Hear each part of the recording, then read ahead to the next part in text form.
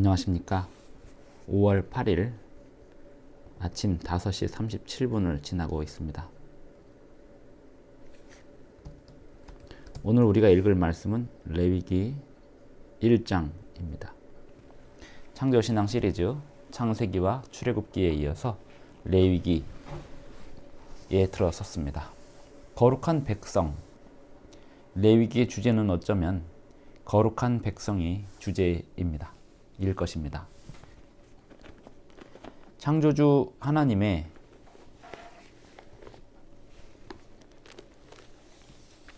창조 사역을 전할 백성들을 하나님은 항상 찾으십니다. 하나님의 백성들은 어떻게 거룩하게 되는가? 그리고 어떻게 그 거룩한 백성들이 세상에 하나님의 창조 사역을 전하며 세상을 거룩하게 구별하도록 세우는가? 그것에 대하여 오늘부터 레위기서를 보겠습니다. 레위기를 보겠습니다. 레위기 제1장. 네, 행복한 안식일 아침입니다. 오늘 우리가 읽을 말씀은 창세기 제1장입니다. 레위기 제1장입니다. 여호와께서 회막에서 모세를 부르시고 그에게 말씀하여 이르시되 이스라엘 자손에게 말하여 이르라. 너희 중에 누구든지 여호와께 예물을 드리려거든 가축 중에서 소나 양으로 예물을 드릴지니라.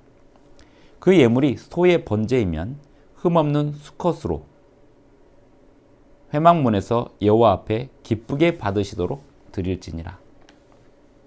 그는 번제물의 머리에 안수할지니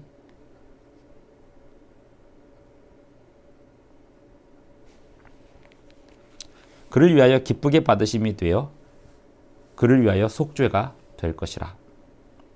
그는 여호와 앞에서 그 수송아지를 잡을 것이요 아론의 자손 제사장들은 그 피를 가져다가 회막문 앞 제단 사방에 뿌릴 것이며 그는 또 그 번제물의 가죽을 벗기고 각을 뜰 것이요 제사장 아론의 자손들은 제단 위에 불을 붙이고 불 위에 나무를 벌려놓고 아론의 자손 제사장들은 그 뜬 각과 머리와 기름을 제단 위의 불 위에 있는 나무에 벌려놓을 것이며 그 내장과 정강이를 물로 씻을 것이요 제사장은 그 전부를 제단 위에서 불살라 번제를 드릴지니 이는 화제라.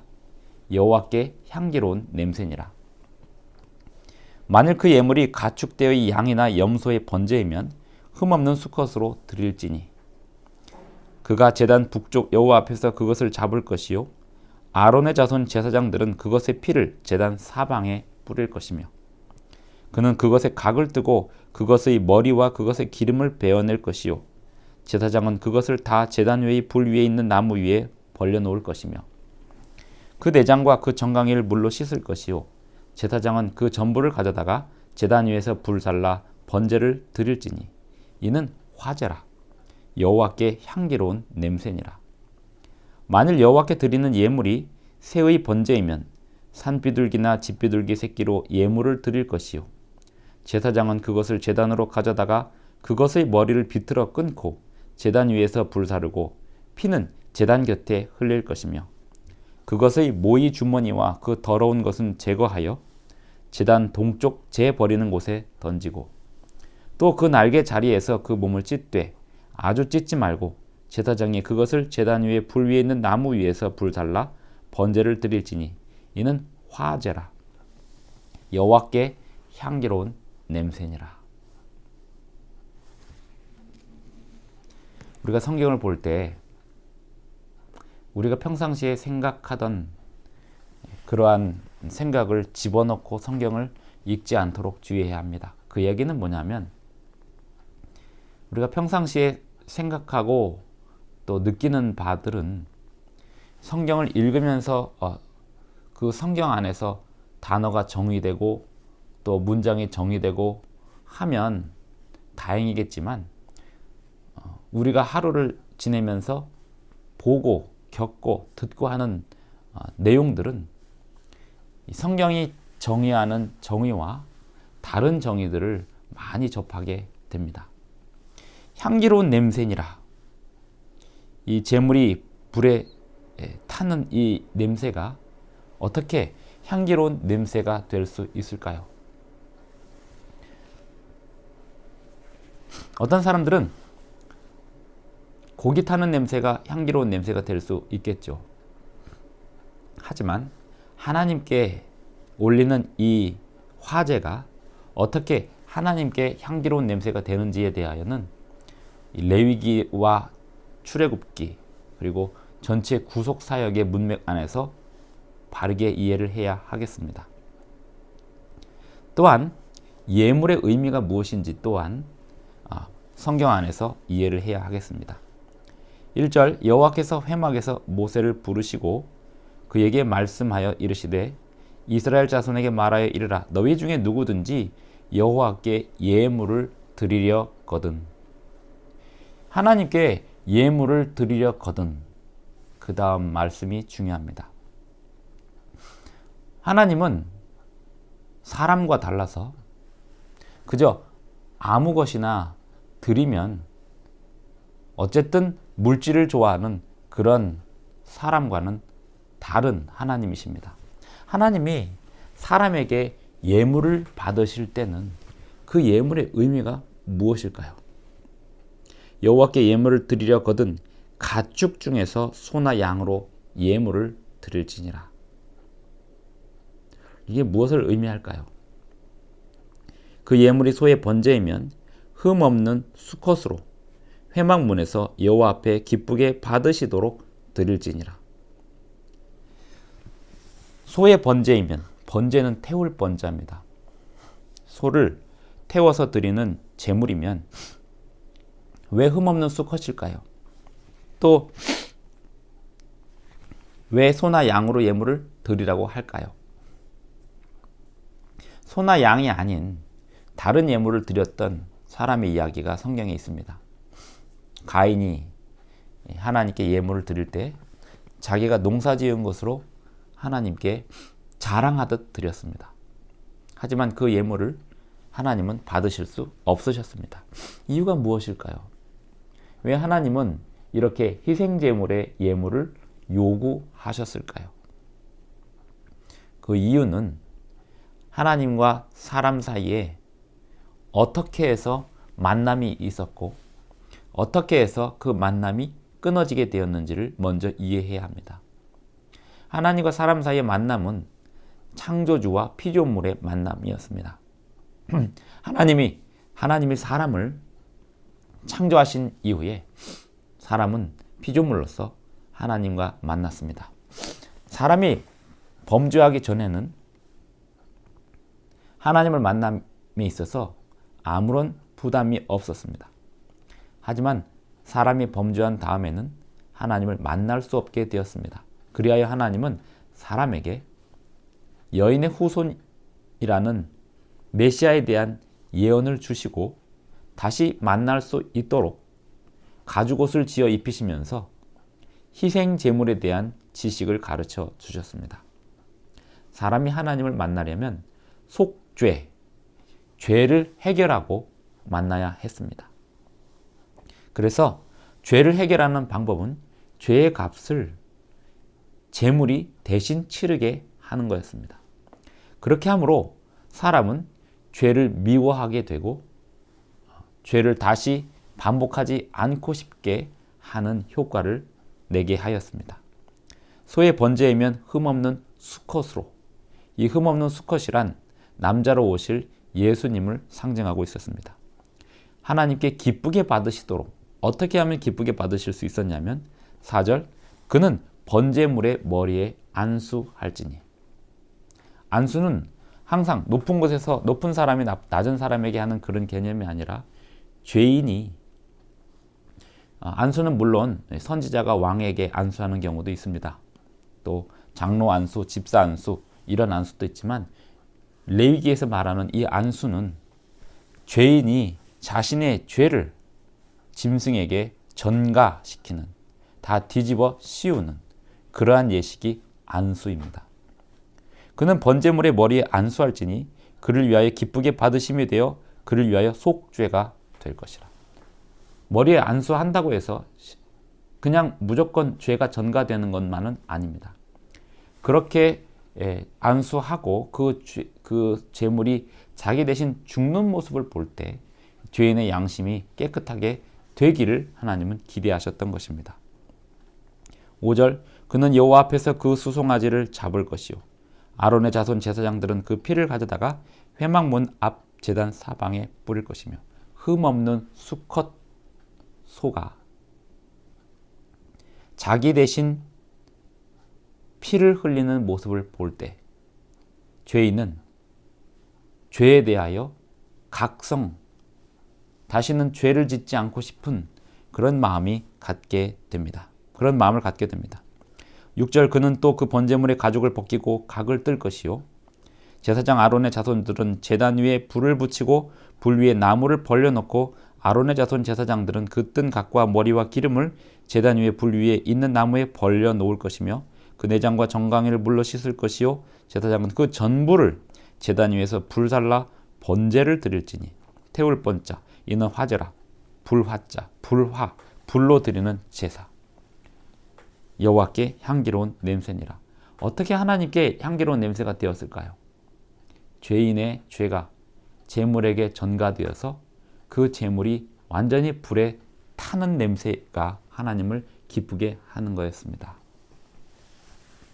아기를 낳은 부모는 그 아기가 건강하게 먹고 건강하게 응가를 하면 그 응가를 보고 기뻐합니다. 아기의 배설물이 부모에게 기쁨이 됩니다. 그것은 곧 아기가 건강하게 자라고 있다는 뜻이기 때문입니다. 죄인은 그 죄를 해결해야 하는데 그 죄를 해결할 방법이 제물이었습니다. 예수님은 우리의 죄를 해결하는 배설물로서 제물로서 오셔서 우리의 배설물이 되어 주시고 우리의 제물이 되어 주셔서 십자가에 돌아가셨습니다. 그것을 미리 보여주는 의식이 레위기에서 말하고 있는 제물에 관한 규례입니다.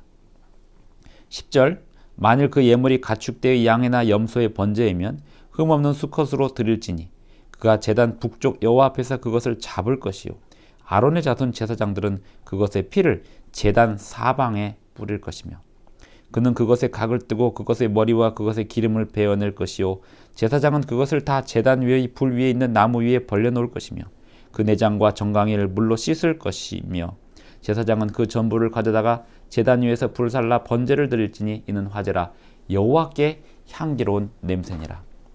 여호와께 향기로운 냄새니라 라는 말이 또 반복이 됩니다.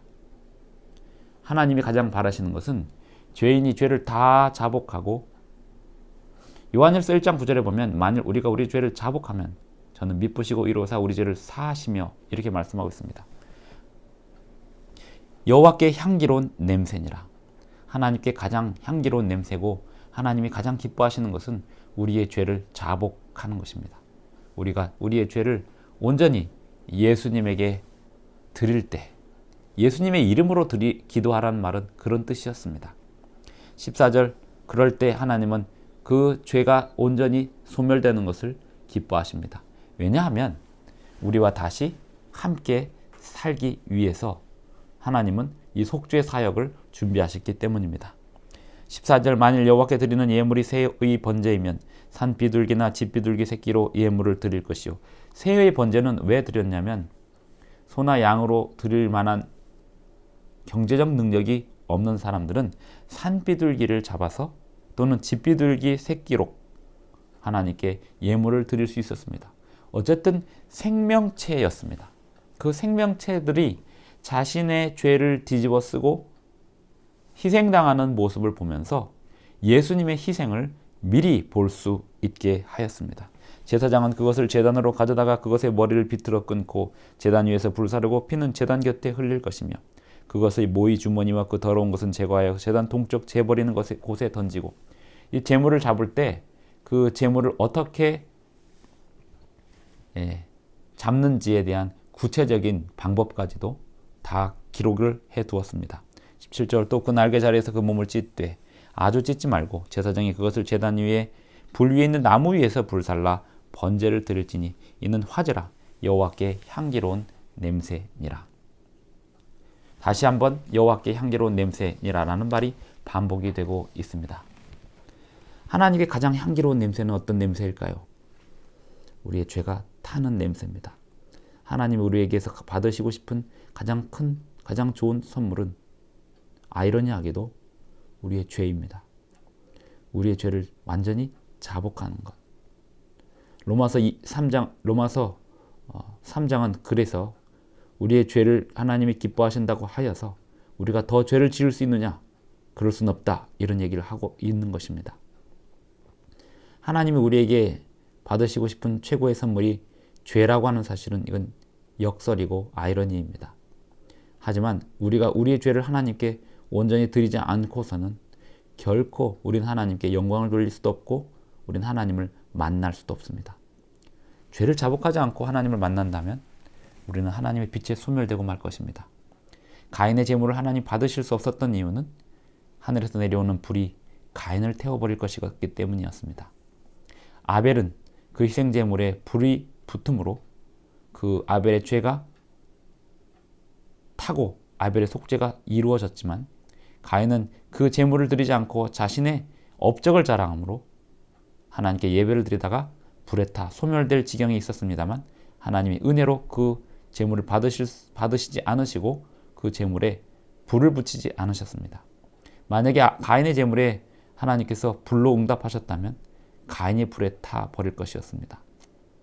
오늘날도 하나님은 우리의 죄를 다 내놓으라고 말씀하고 있습니다. 오직 하나님만이 우리의 죄를 소멸하실 수 있고 우리의 죄를 해결하실 수 있습니다. 죄를 해결한다라는 말이 속죄라는 말입니다. 예수님께서 이 세상에 오신 이유는 죄를 해결하시기 위함이었습니다. 기도하겠습니다. 하늘에 계신 우리 아버지, 우리의 속죄를 이루기 위하여 이 땅에 예수님을 보내주셔서 우리가 주님 앞에 기도할 수 있게 하여 주시니 감사합니다. 예수님의 이름으로 우리가 오늘도 기도하오니 우리의 죄를 사하여 주시옵시고 우리를 시험에 들게 하지 마옵시며 우리를 악에서 구하여 주옵소서. 예수님의 이름으로 기도드리옵나이다. 아멘.